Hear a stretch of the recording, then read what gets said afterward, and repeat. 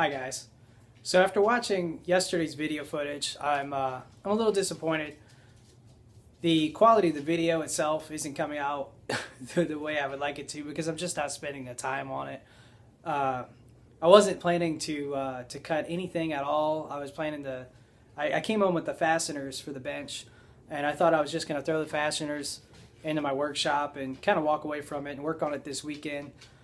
In the 4x4s were staring me in the face, and I was like, you know what, I'm gonna cut the legs.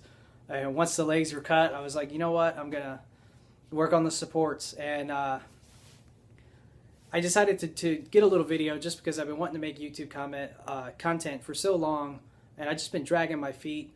And Christmas Day we had a big shoot, and on New Year's Day we had a big shoot, and I got some footage on New Year's Day. Christmas Day, we had so much fun. Nobody felt like setting up a camera.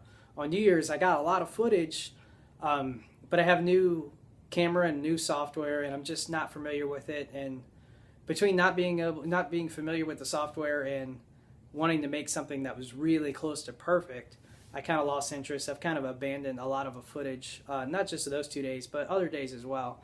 So I decided to post yesterday's kind of laughable video, despite the fact that it's not a great video product, just to get something out there and get some momentum going.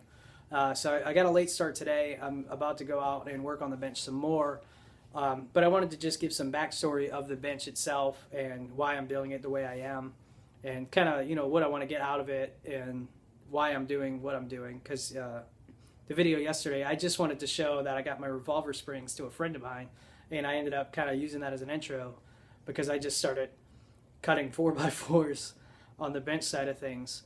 So first up, my shed has been basically infested by termites at least 6 different times, a few of them before I even owned my house.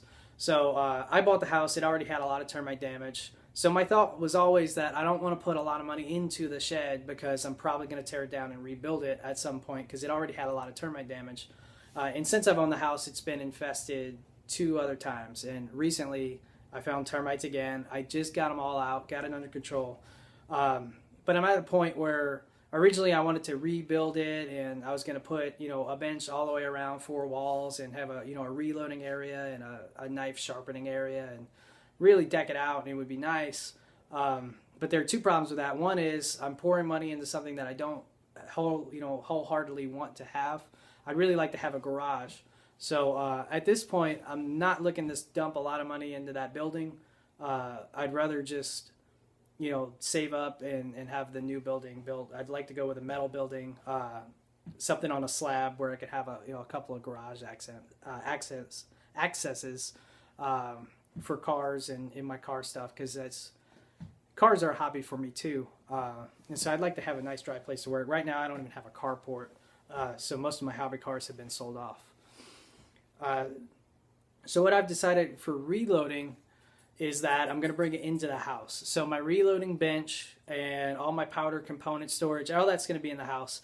I'm going to build a separate bench outside where I can clean and trim cases and things like that. So all the messy stuff's still going to be out in the workshop building, but things that are relatively clean and need to be really precisely kept climate-wise are going to be in a spare room of my house. So I've been working to get my spare room cleaned out and ready for the reloading bench and all that work. And I've also been organizing my my workshop. My workshop tends to either be really organized or not organized at all. And lately I had been just kind of like dumping stuff in there. So like a lot of those materials that I had are because I picked them up free on job sites and stuff. So I'll just kind of like open the door and toss them in. And just not organize things the way they should be. So I spent a lot of time organizing that. Still have a lot of work to do there. Also, I bought a lot of reloading supplies from an old guy that is selling off things because he's at an age where he's worried he's going to die and his family's going to be stuck with a lot of guns and reloading equipment and all. So I basically bought all of his reloading equipment. So I have a couple of single stage presses out there, brass, powder, you name it, it's out there. Some dies. He mostly reloaded 308 and 30-06, so everything you need to reload those are out there. I want to start on a pistol round. I'm not ready to delve into rifle. I do eventually want to load, especially for 308. My dad's interested in loading for 30-06, so we're going to use all this stuff. And I'm going to use the single stage presses to get started hand loading pistol calibers. I eventually want to go up to a Dillon 550 progressive for the handgun calibers, at least to load for volume, you know, like plinking loads. But for now, I'm more than overwhelmed with single stage. Another thing in the video, as I watched it, I felt like I was selling myself short as far as my planning of the bench and everything. In the past, in fact, I have a workbench out there that's nicely built. It's really stable. I just didn't plan it out on paper, and so I knew what I wanted to look like in my mind, and I built it that way. But it would have been something that went together easily had I planned it out better. And that's kind of how I've always been. Like I'll plan out big projects on paper, but little, like, you know, a little workbench, I just kind of throw together, and they come out all right. It's just you have to solve problems as they arise, and everything's, you know, as you're working on the bench. Whereas when I did the plans for the reloading table, I realized that what I was imagining was actually a little screwed up. So the way I originally drew it wouldn't have worked out very well. So after a couple of revisions, I ended up with something that I think will work. Still really simple, really straightforward. And it also gave me dimensions where I can cut everything and just assemble it. I don't have to, you know, build half of it and then measure out the rest. It's kind of all the measuring's done. All the dimensions are there. So I'm excited about that. Also rethinking the shelf system, and I'm going to change the camera view, give you a look. So here we have the plans. What I originally planned here was kind of a shelf system on the top. It would come off the back of the bench here, you can see. And it'd just be made out of 1x6, you know, hardwood boards. I was going to cut the tabletop, you know, kind of let in the shelf area so it can attach right to the frame of the table.